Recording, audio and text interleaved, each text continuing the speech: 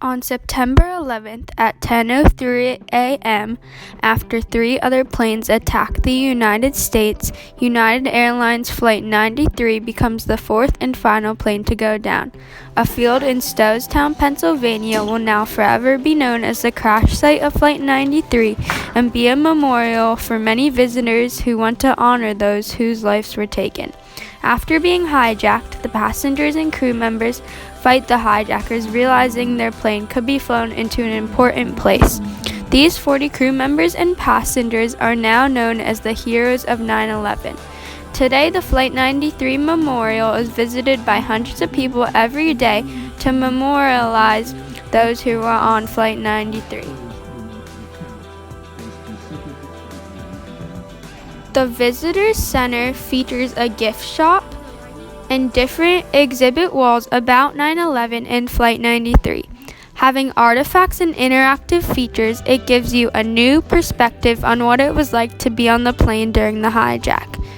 The walls include quotes, news from 9/11, a layout of where the passengers and crew members sat, and artifacts from the crash site.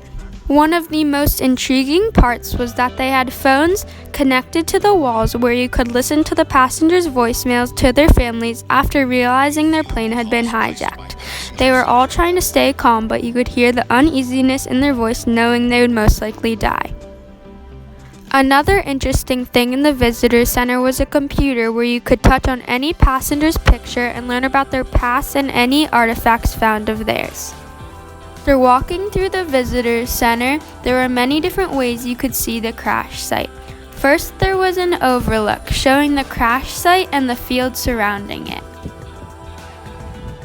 Here is a 3D map showing you where everything was. Next, you could take a long, zigzagging path to get closer to the crash site. This path had different stops along it, the place where the investigation for evidence began, and marking the first place the crash site was seen by family members of the passengers and crew. Here you can see the visitor center from a distance. Once you got closer to the crash site, there was a wall of names naming every passenger and crew member on the flight.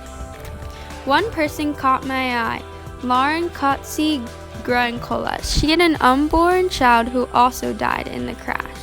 Finally, as you kept walking, you could see a boulder that marked approximately where the plane had crashed.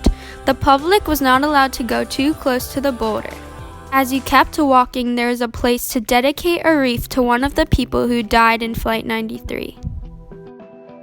The last part of the memorial is a huge tower with wind chimes. When it is windy enough, the chimes will sound like 40 voices representing the 40 passengers and crew members who were killed in Flight 93.